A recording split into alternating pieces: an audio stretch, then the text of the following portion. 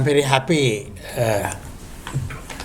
to begin the proceedings of this very important discussion. And what Sasank Sinha mentioned as the purpose of or purposes of Crossroads, they fit so well to our enterprise. Perhaps all three dimensions are represented in this. Well, I don't think this group needs more introduction to the people who are present here.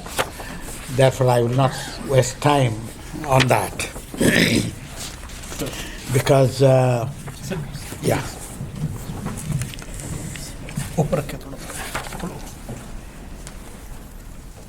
This is an important occasion for an intellectual movement that has a history of, some would say 2 or 3, 4 or even 5 decades. 2 if you start from the Creative Theory Colloquium series which started in IIC. 5 if we trace this initiative to our refusal to line up behind the so-called behavioral revolution. That was 5 decades ago. I think many of you didn't have to encounter that onslaught, but we did and we withstood. 4 decades history, if we take the curriculum reforms initiatives in DU Political Science program, Ashish is present here, Ashish Nandi, who was part of our many discussions leading to the curriculum reforms. Many colleagues in CSDS, they were part of that initiative. So and what were the reforms about? They have something to do with what we are doing all these years, and especially this enterprise. 3 decades ago, if we see, then it would be the establishment of the Developing Countries Research Center, which was most active in the 1980s. And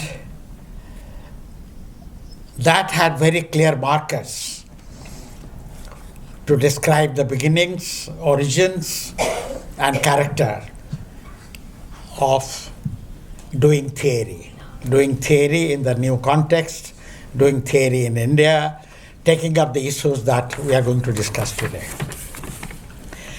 2 experiences shaped our journey. Interacting with people's movements and trying to theorize on their work and articulations.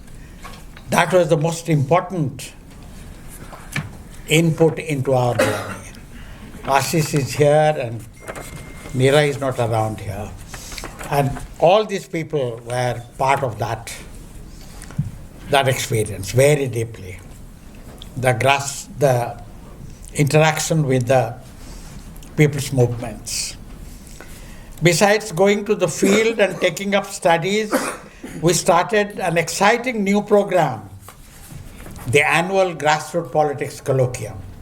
It continued for over 20 years. That was one experience, interaction with the movements. Well, Madhulika Banerjee was the convener of the Grassroots Politics Colloquium for most of those years. She just entered, so I was about to say that. And the second experience was a deliberate effort to study non-Western societies. So politics of developing countries, or in many ways they were described. And that was our deliberate attempt to study non-Western societies. I studied China, East Asia, some colleagues studied Africa. And when we started attending international conferences, we interacted with scholars from Brazil and other countries, so we invited them. That's how we have this 30-year-old interaction with first Teotonio dos Santos, who is no more, but that group from Rio de Janeiro continues to interact with us. And now we are all these non-Western countries' contacts, we are now carrying forward in the Bandung network globally today.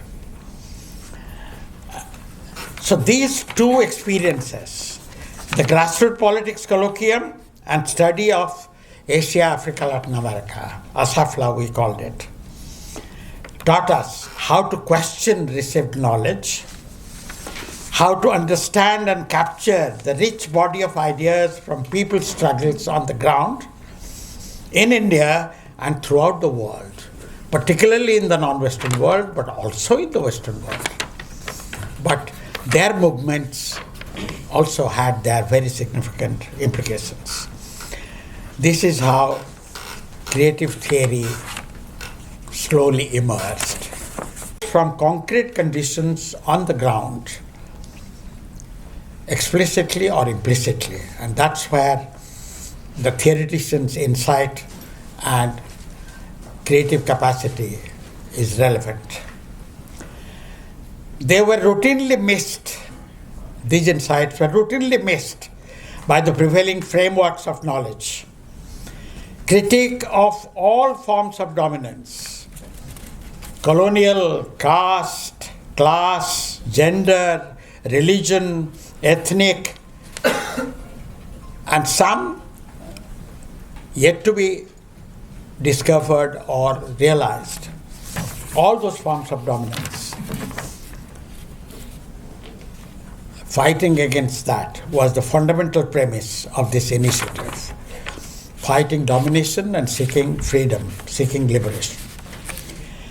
But aspirations to realize the creative potential of individuals, groups, and regions by eliminating constraints and producing or creating facilities or affirming conditions meant constant pursuit of new possibilities.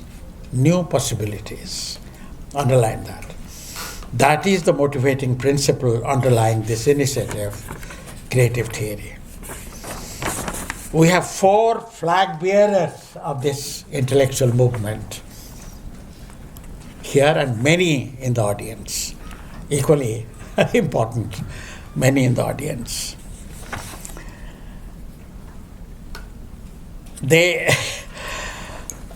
work already demonstrate what I just talked about and many other dimensions which I had no time to refer to.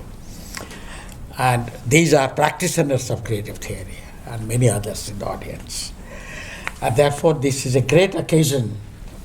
And now with this I invite one of the flag bearers, I think a very important one, Manindra Thakur of JNU, from whose student days till today, he has been the most creative fighting spirit and creative spirit in this initiative. He will